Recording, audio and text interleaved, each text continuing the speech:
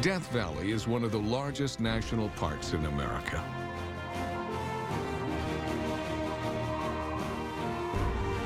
It's 3.5 million acres of the lowest, driest, and hottest locations on the continent.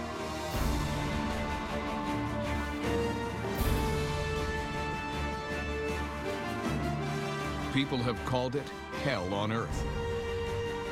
And yet, the desolate land contains every precious mineral that made California famous.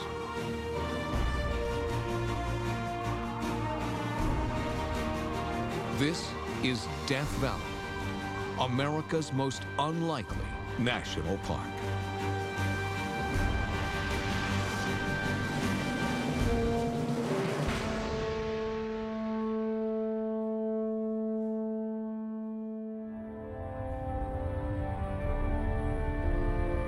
In the northwest corner of the Mojave Desert are 25,000 square miles of parched wilderness.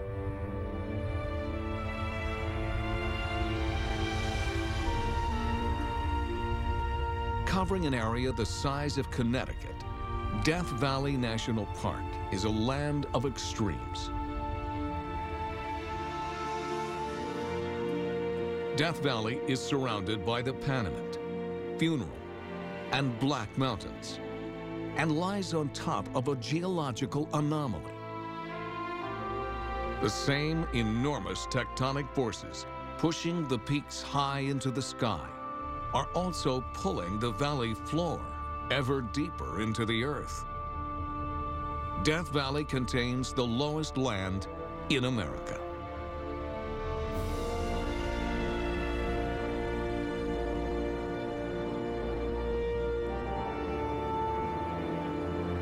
No other place in the Western Hemisphere is as harsh, as dry, or as hostile. The ground temperature can reach 200 degrees Fahrenheit, and the air temperature is a record-breaking 134 degrees in the shade, assuming there is any shade in the desolate desert.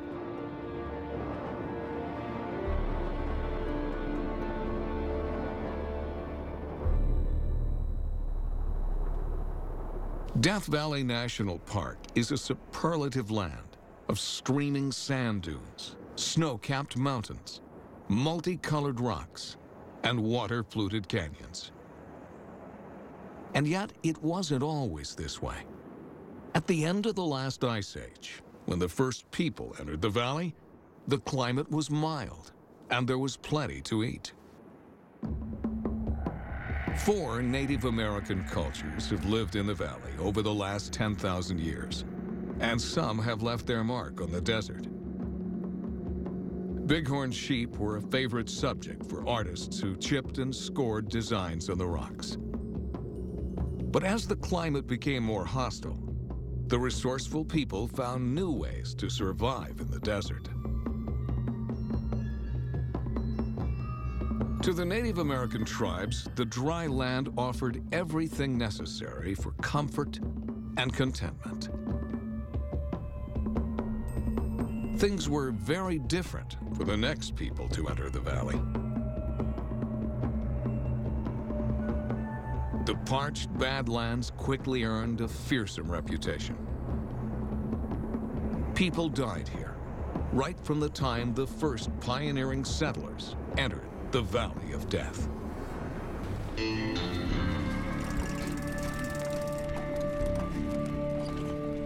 On October 1st, 1849, 27 wagons set off westward on a quest for gold in California.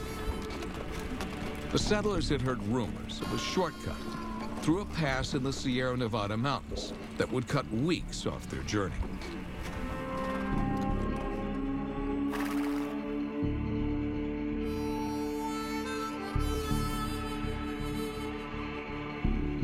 Unaccustomed to traveling through the barren terrain of the West, the wagons barely managed 15 miles a day.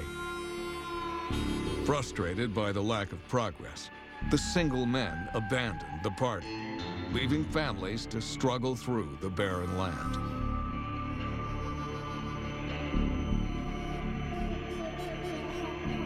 The party, now known as the Lost 49ers, had been traveling across the desert for about 2 months.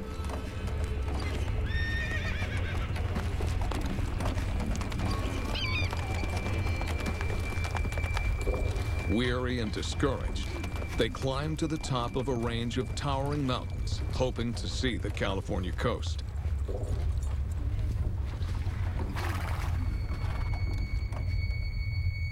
But instead, they faced a yawning wasteland, and yet more ominous mountains on the other side. On Christmas Day, 1849, the party slowly climbed down to the desolate valley floor.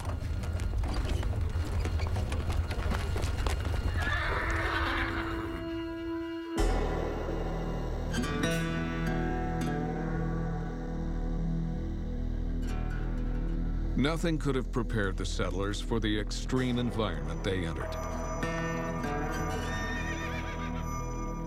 Trapped in the valley between two impenetrable mountain ranges, things went from bad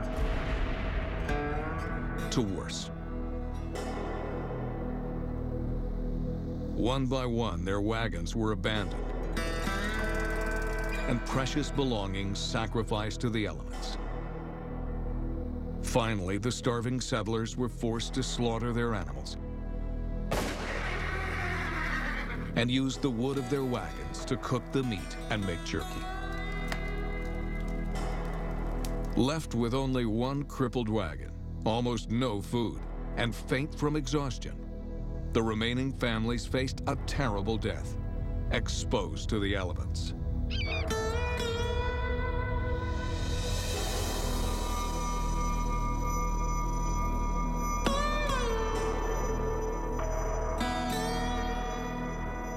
Death Valley roasts in triple digits for 8 months of the year. Nowhere else in the Western world comes even close to being this hot.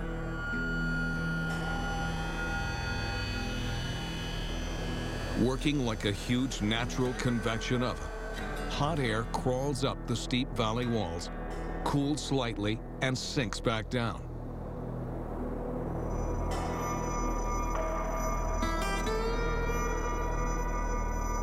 Compressing as it descends, it heats even more. For the Lost 49ers, it was as if they had descended into hell.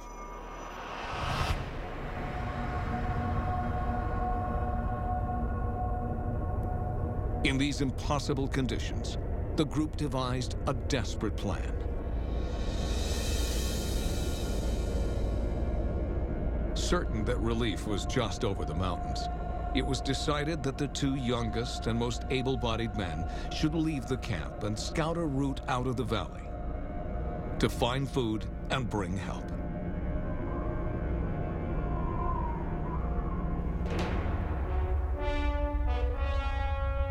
Little did they know that Los Angeles was a harrowing 250 miles away, over several more mountain ranges.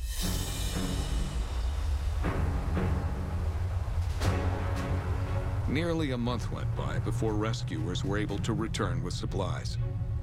Dreading the fate of the families left behind, one of the men fired a rifle into the air as he approached.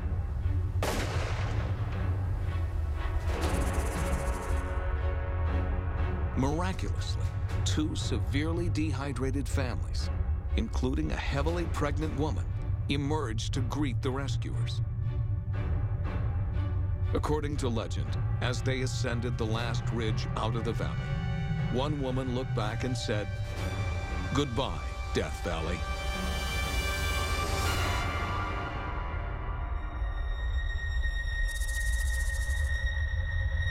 The name stuck, and Death Valley became immortalized as the nearest place to hell on Earth. Despite the land's fearsome reputation, the next people to enter the Valley of Death came hoping to make their fortune.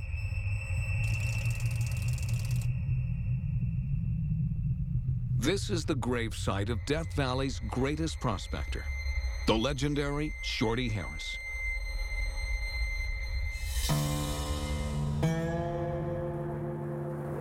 Standing only 5 feet 4 inches tall, Shorty Harris was famous for his uncanny ability to seemingly smell seams of gold.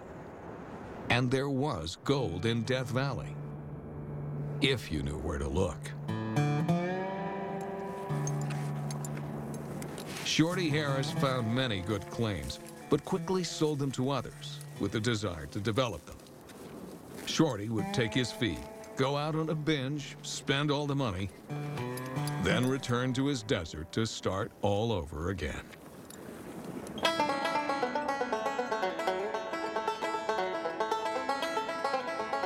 The earliest history of Death Valley was written by prospectors. Gold fever brought thousands of people to the arid land, including one prospector who lost his burro. According to legend, when the missing animal was found in this remote canyon, the prospector picked up a rock to get the burro's attention. The rock was laced with gold, and the Lost Burro Mine was born.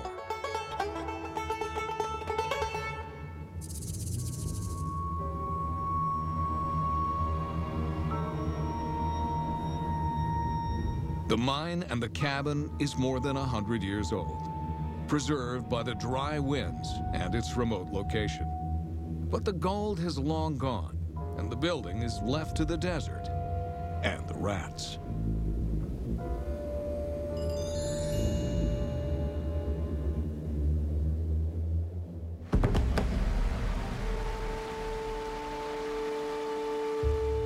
Thousands of gold prospectors eked out a miserable existence in Death Valley, living in hope of a find that would never come.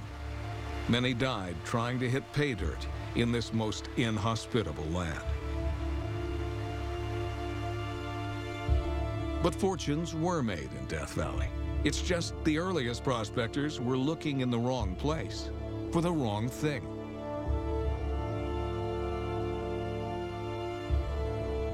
The multicolored rocks are a sign that there are many more minerals in the hills than just gold.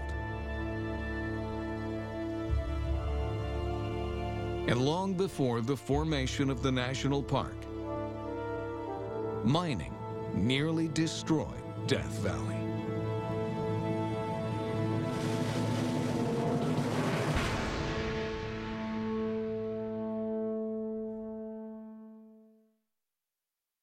This month on 3Net, see the world in 3D as only IMAX can show you. Galapagos brings you closer than ever before to the place where land's oldest reptiles meet the mammals of the marine and one of the last pristine places on Earth. L5 launches you into the future, to a city in outer space where humans will live in and travel throughout our very own solar system. NASCAR puts you in the driver's seat for the heart-pounding 3D thrills of America's most popular spectator sport.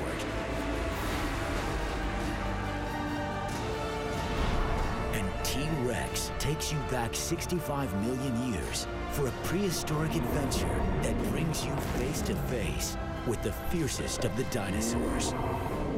This month, only on 3Net.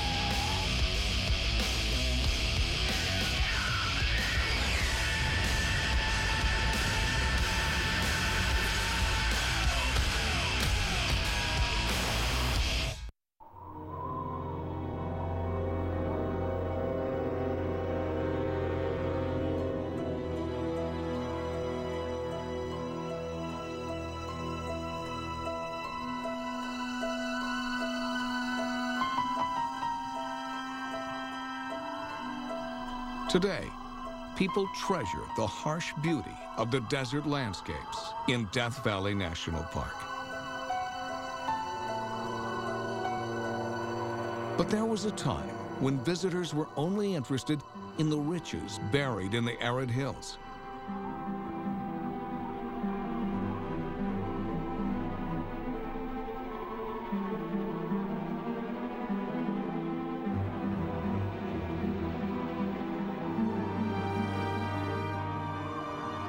By the end of the 19th century, anybody could make a quick fortune, even desperados on the run from the law.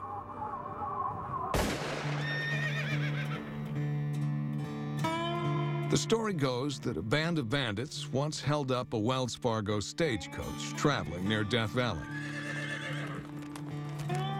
They made off with a box of silver bullion and headed for the hills.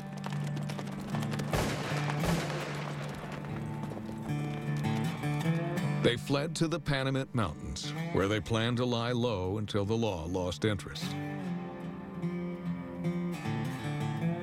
But while they were waiting, one of the bandits made a discovery.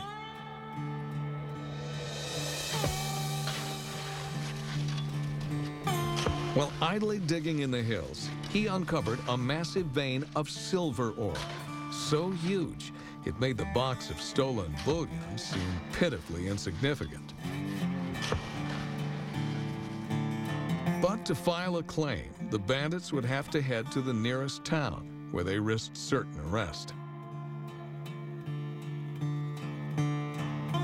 Luckily, one of the desperados knew the senator of neighboring Nevada and convinced the politician to negotiate reparation with a stagecoach company in return for a healthy share of the claim. Panamint silver became the talk of the West, and the silver rush was on.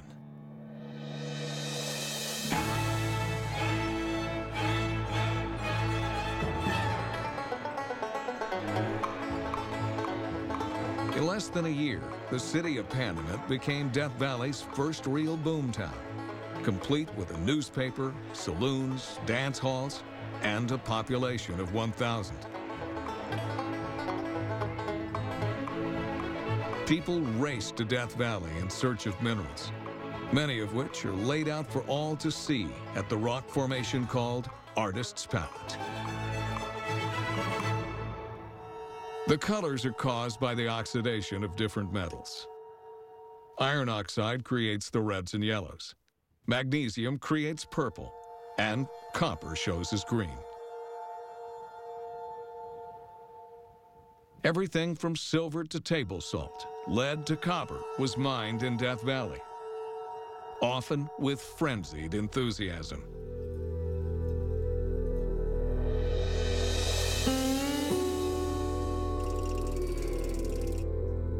The desperation of the rush on minerals was often so intense that the deposits were stripped within months, leaving Death Valley scattered with ghost towns and the skeletons of deserted mines.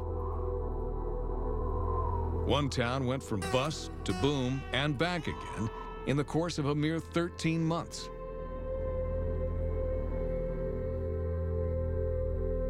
Death Valley was reputed to contain every mineral that made California famous: gold, silver, copper, and lead. But the best of them all was borax. The white crystals lacked the romance of gold, but they quickly became Death Valley's most profitable mineral.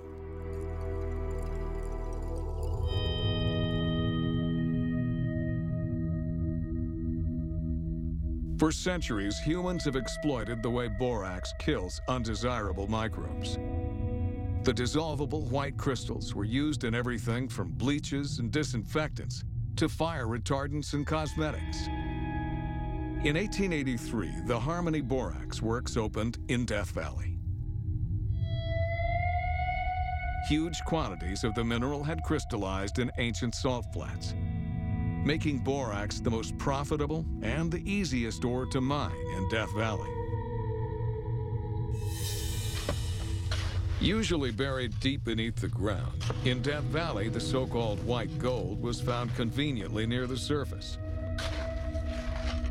40 men were able to extract 3 tons of borax a day. The hard part was getting it out of the valley. The solution was oversized wagons. These are the largest wagons ever built.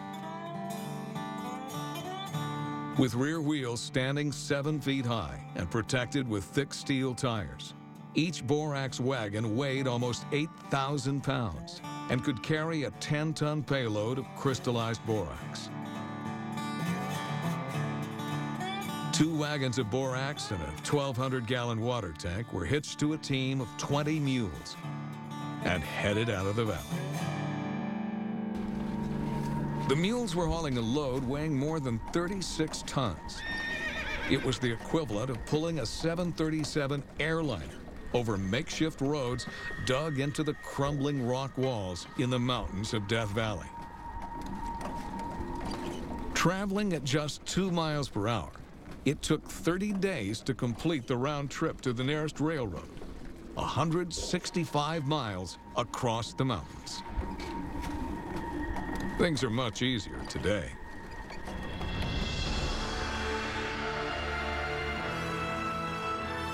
A road now follows the wheel tracks carved through what's known as 20 Mule Team Canyon.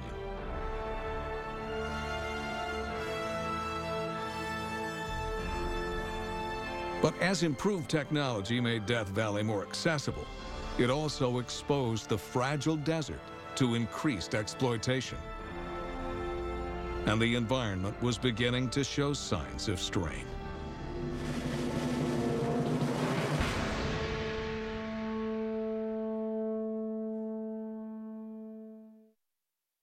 This month on 3Net, see the world in 3D as only IMAX can show you. Galapagos brings you closer than ever before to the place where land's oldest reptiles meet the mammals of the marine and one of the last pristine places on Earth. L5 launches you into the future, to a city in outer space where humans will live in and travel throughout our very own solar system. NASCAR puts you in the driver's seat for the heart-pounding 3D thrills of America's most popular spectator sport. And T-Rex takes you back 65 million years for a prehistoric adventure that brings you face to face with the fiercest of the dinosaurs. This month, only on 3Net.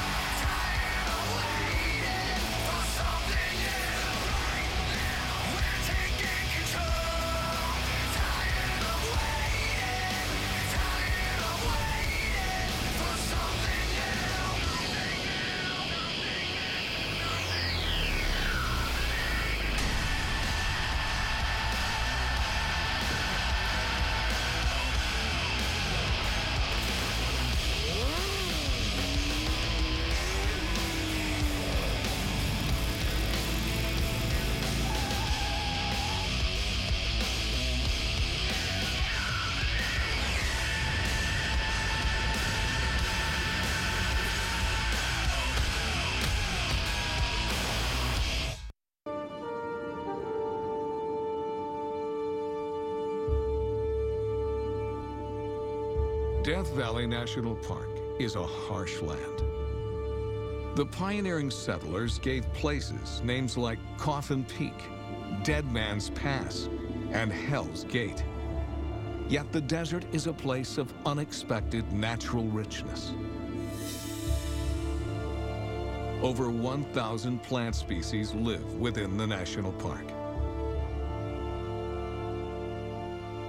In canyons 6,000 feet above the valley floor, pinyon pines and junipers grow above an inverted tree line, thriving in the relative cool and moisture found at high altitude. But like everything else in Death Valley, there was a time when trees were exploited for industry.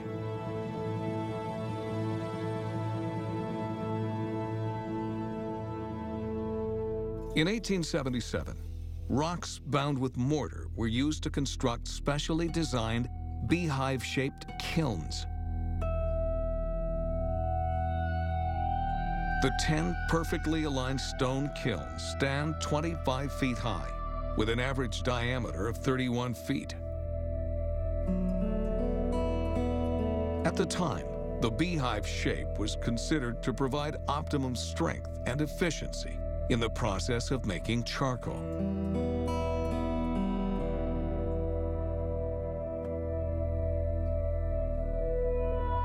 The abundant trees in Wild Rose Canyon were harvested and turned to charcoal, which in turn was used to fire the smelters of a nearby lead and silver mine.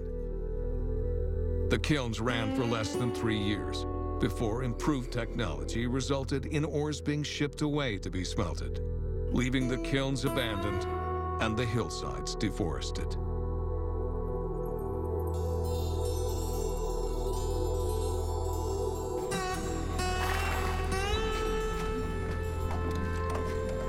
The frenzied exploitation of every possible natural resource, above and below ground, seemed certain to leave permanent scars on Death Valley's fragile landscape.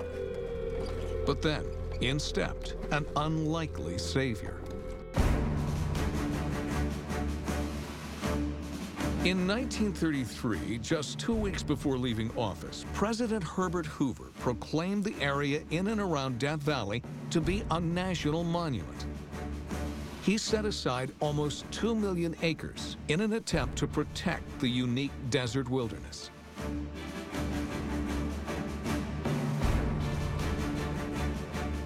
President Hoover had a bold vision, but the mining interests were bolder. Within 6 months of Hoover leaving office, Congress had voted to reopen Death Valley to prospecting and mining.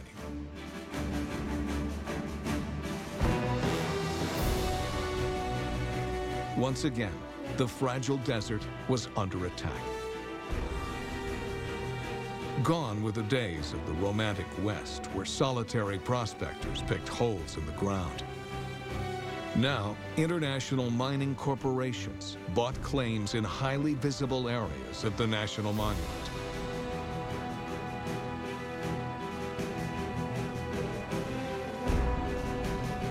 Instead of empty desert, people saw open pit and strip mines scarring the landscape. In 1976, the public outcry finally led to the Desert Protection Act, which prohibited new mining claims and placed existing operations under the watchful eye of the National Park Service.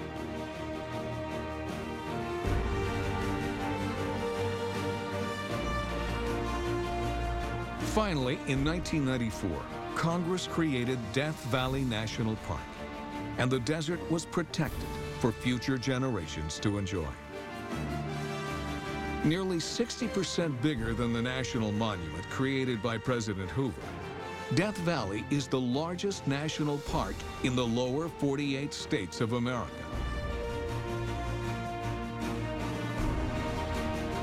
And approximately 95% of the park is designated as wilderness.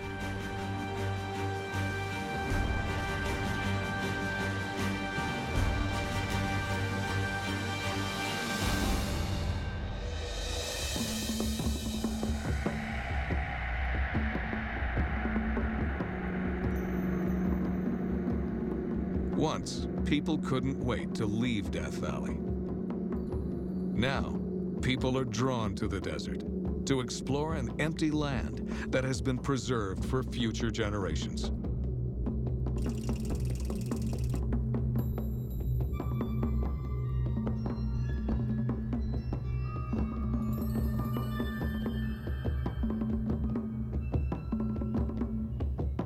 The national park was created less than 20 years ago, but Death Valley was born more than 20 million years ago, thanks to the extraordinary forces of faults, fire, and ice.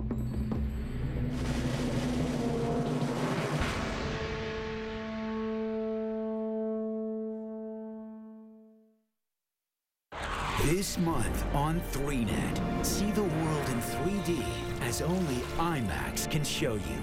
Galapagos brings you closer than ever before to the place where land's oldest reptiles meet the mammals of the marine in one of the last pristine places on Earth. L5 launches you into the future, to a city in outer space where humans will live in and travel throughout our very own solar system. NASCAR puts you in the driver's seat for the heart-pounding 3D thrills of America's most popular spectator sport. And T-Rex takes you back 65 million years for a prehistoric adventure that brings you face to face with the fiercest of the dinosaurs. This month, only on 3Net.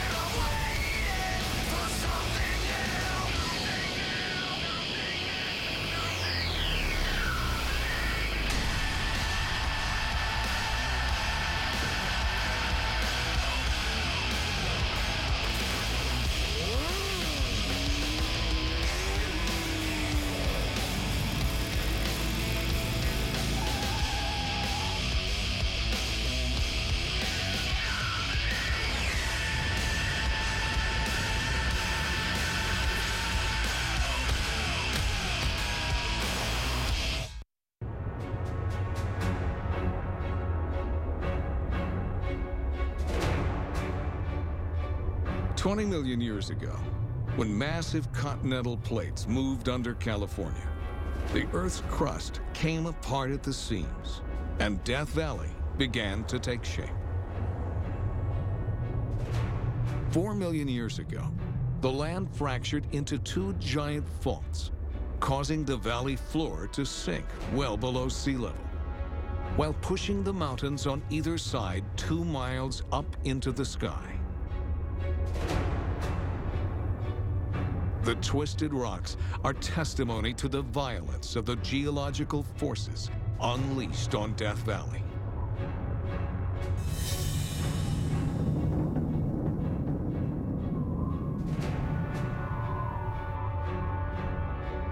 In places, the mountains have been blasted apart.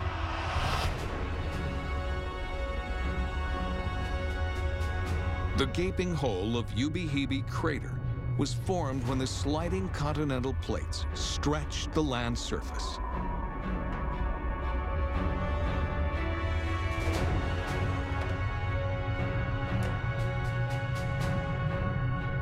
The crust was weakened, and hot, molten material welled to the surface.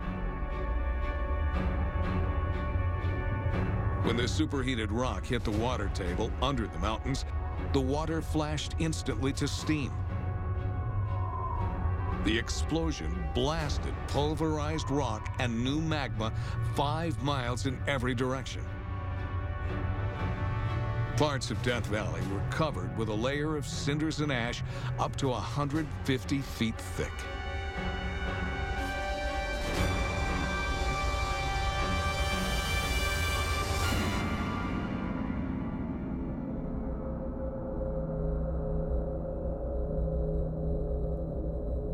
Thundering volcanoes and cataclysmic earthquakes have twisted, warped, and broken the land.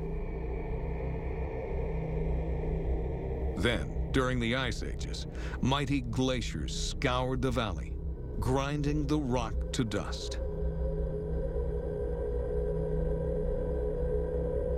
In most places, evidence of these extreme geological processes is obscured by soil and plants, water or snow. But Death Valley is naked land, and the bare bones of the earth are exposed.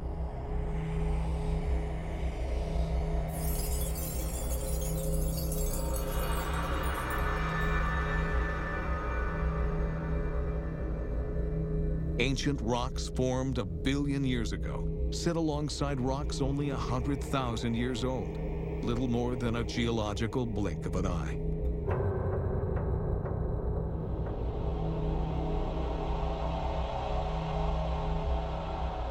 The land is still engaged in a colossal tug-of-war.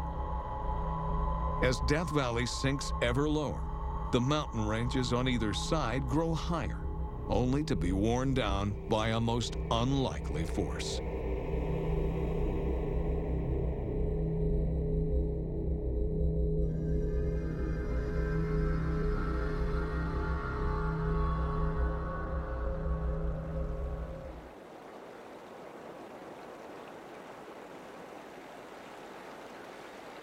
Water claws at the sides of the mountains. Though normally dry, once in a great while, the canyons are flooded by intense local rainstorm.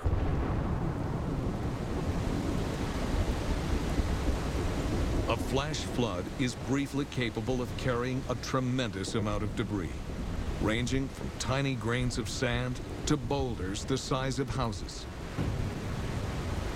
Flash floods have scoured the canyons for millions of years, sweeping rocks and sediments into the valley.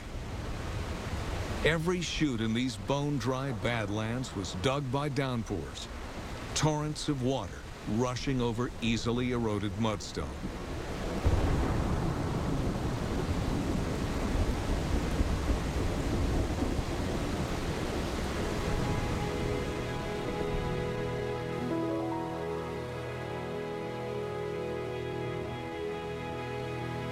Bursting out of the canyons, the floods deposit their load on the valley floor. The sediments washed off the mountains would have completely filled Death Valley had not the floor been steadily sinking faster than the sediments accumulate. The actual bedrock beneath Death Valley is buried beneath 9,000 feet of sediment. As incongruous as it seems, water has always been the primary force shaping Death Valley.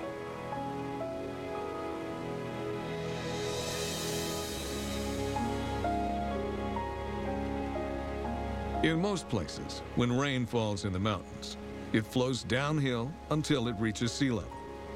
But thanks to this land's twisted geology, no rivers run from Death Valley to the sea.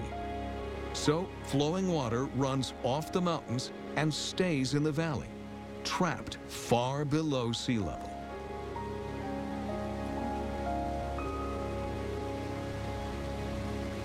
Death Valley wants to become a lake.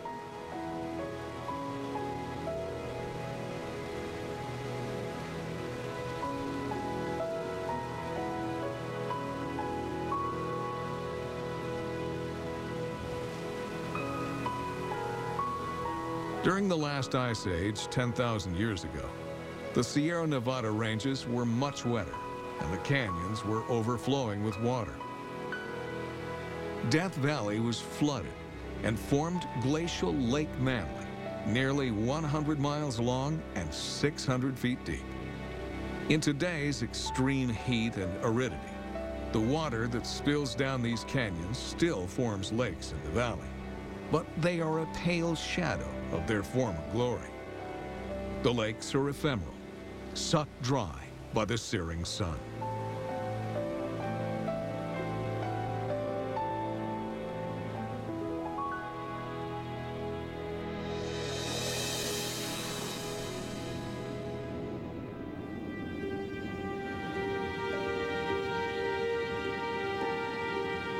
At 282 feet below sea level, Badwater Basin is the lowest point in North America. Covering nearly 200 square miles, it's one of the largest protected salt flats in the world.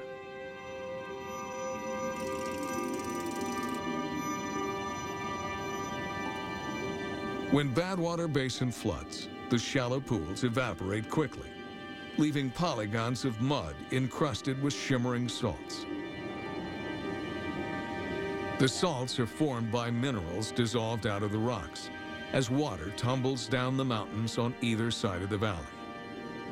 The concentration of minerals is small, But Death Valley's drainage system is enormous, extending across 9,000 square miles, an area larger than New Hampshire.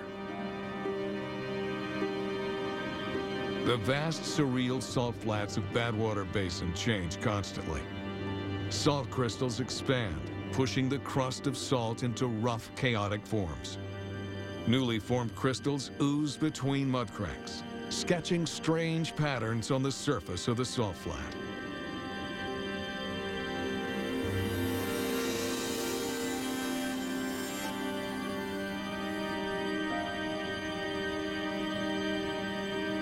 At the edges of the basin, the crust of salt can be 60 inches thick. But out in the center of Death Valley, the layer of minerals is extremely thin. Early prospectors told stories about teams of horses breaking through the crust and being swallowed by the bog beneath the salt. Another man was found buried to the neck, having sunk standing up. The long history of Death Valley is littered with tall tales and extravagant legends. But by far the most famous is the mystery of the sailing stones.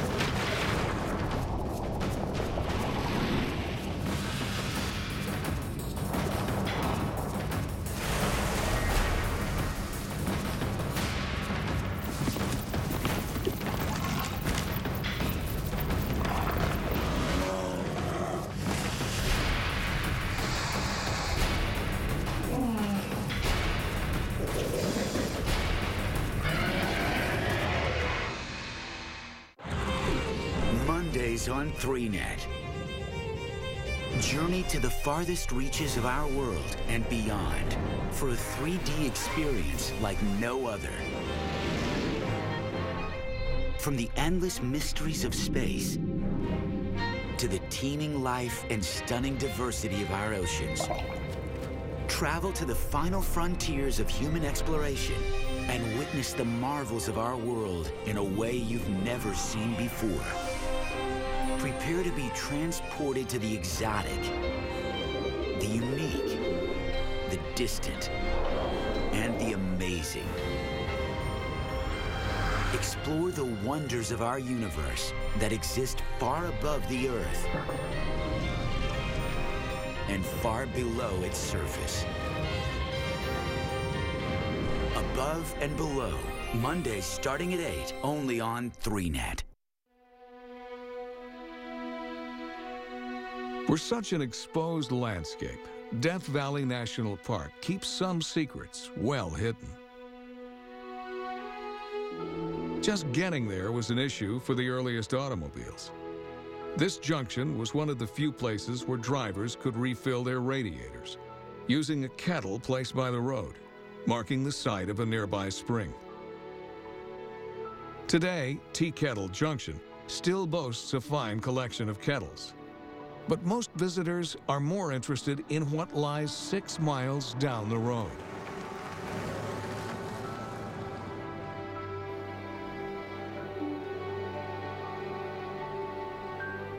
This dry, smooth lake bed is called the racetrack.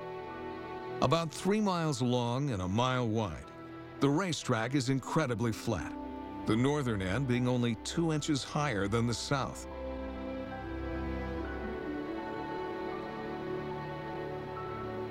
In the center, a high island of rounded bedrock is the racetrack's very own grandstand, a 73-foot high vantage point over the plains. Thousands of visitors come here every year, but nobody has ever witnessed the strange events which take place on the racetrack.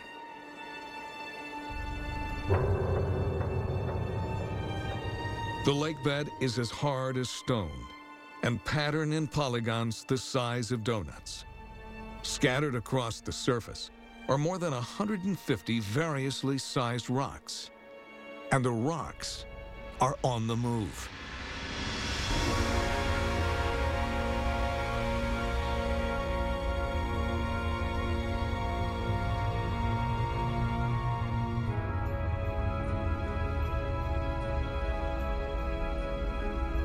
Some of the rocks can weigh as much as 700 pounds and leave trails over 3,000 feet long. Nobody has ever seen the sailing stones in motion, but it's thought they may move in winter when the lake bed becomes wet and icy. Strong winds then slide the stones across the slippery surface like giant hockey pucks. Some skid marks are straight, others curved. Some even make a 180-degree turn.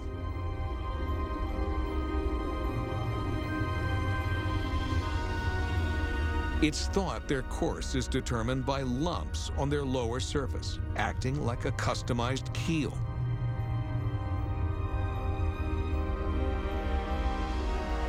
But until someone actually witnesses the phenomenon, it will remain one of Death Valley's great mysteries.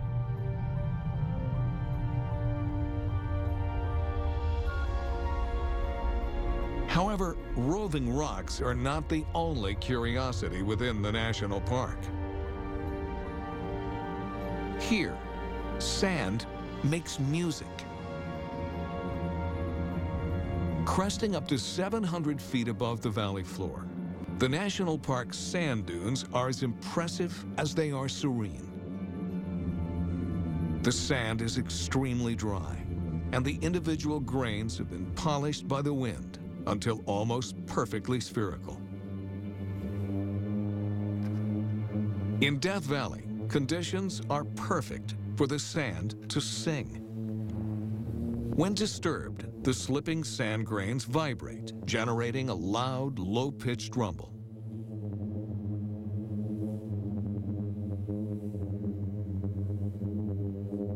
The sound produced by the dunes in Death Valley is similar to the noise of a B-52 bomber flying high overhead.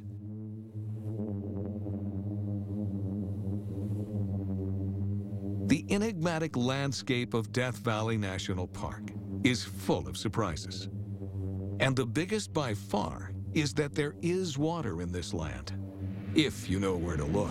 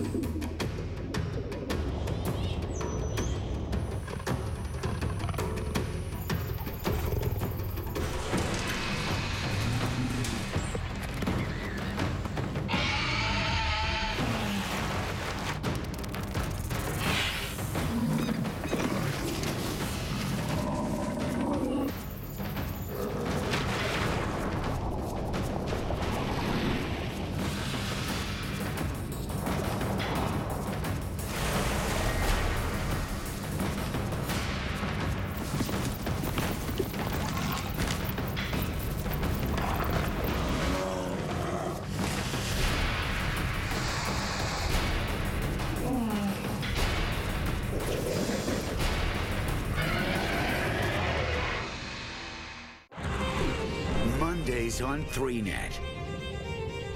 Journey to the farthest reaches of our world and beyond for a 3D experience like no other. From the endless mysteries of space to the teeming life and stunning diversity of our oceans, travel to the final frontiers of human exploration and witness the marvels of our world in a way you've never seen before. Prepare to be transported to the exotic, the unique, the distant, and the amazing. Explore the wonders of our universe that exist far above the Earth and far below its surface. Above and below, Mondays starting at 8, only on 3Net.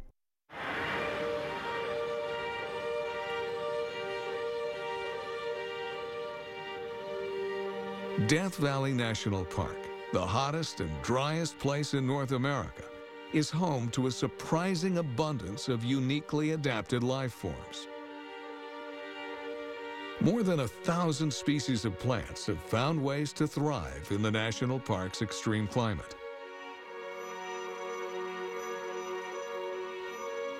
To survive, plants need to be adaptable, tough, and stubborn. And one of the stubbornest plants in Death Valley is the mesquite tree.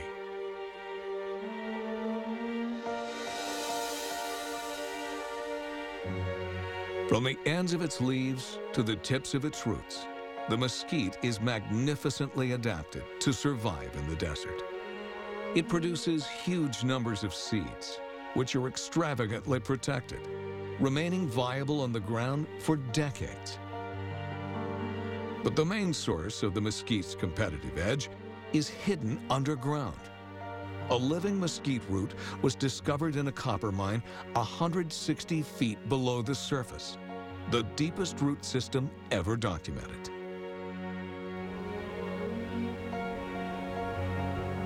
Other plants only grow where water is close to the surface.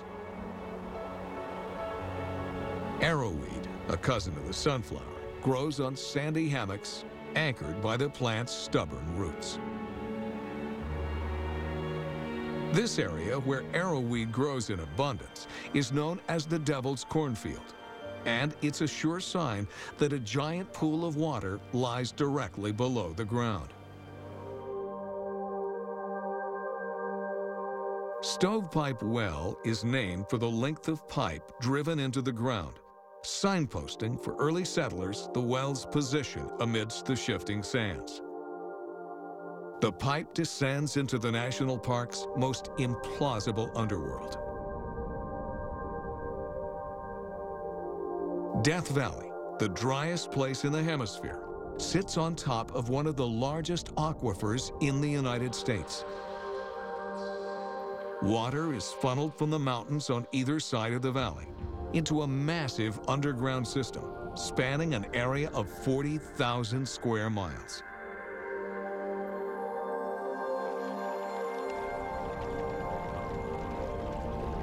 In some places, fault lines have uplifted channels in the rock, bringing the underground water to the surface. This is Salt Creek, a respectable stream in winter, but the summer heat shrinks it to a trickle. As the name implies, the stream is salty, often 4 times saltier than the sea.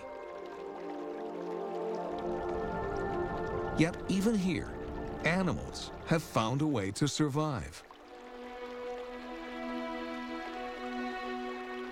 These pupfish are a relic from the Ice Age, when Death Valley was filled with lakes and rivers. As the region became arid, the fish adapted to live in just a few inches of water and can survive swimming in temperatures of up to 113 degrees Fahrenheit. That's hotter than a hot tub.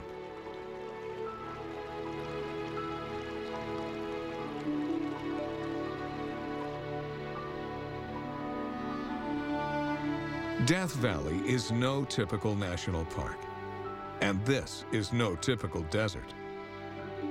Because very occasionally, the landscape that endures so much punishment is rewarded with rain.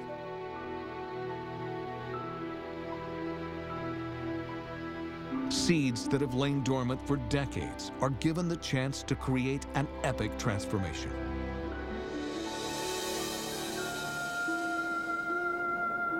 At least 26 species of flower bloom nowhere else in the world. Making the most of the moisture, they grow, flower, and seed extremely rapidly. And Death Valley is transformed into 1,000,000 acres of color.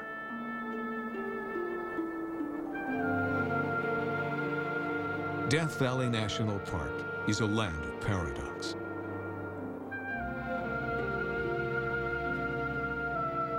Most visitors see a desert without mercy. Stark and raw, the bones of the earth are windows to the past.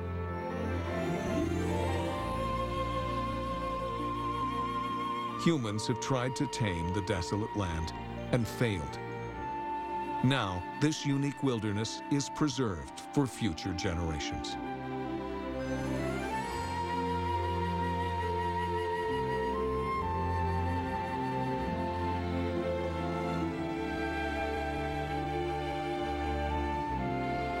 No longer hell on earth, Death Valley is now one of the most treasured of all of America's national parks.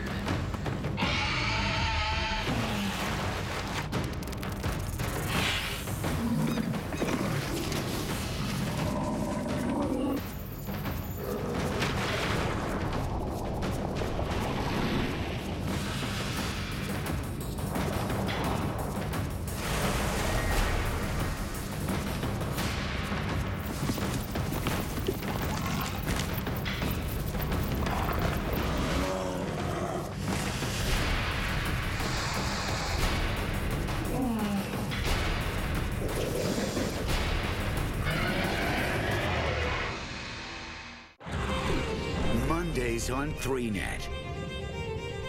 Journey to the farthest reaches of our world and beyond for a 3D experience like no other. From the endless mysteries of space to the teeming life and stunning diversity of our oceans, travel to the final frontiers of human exploration and witness the marvels of our world in a way you've never seen before.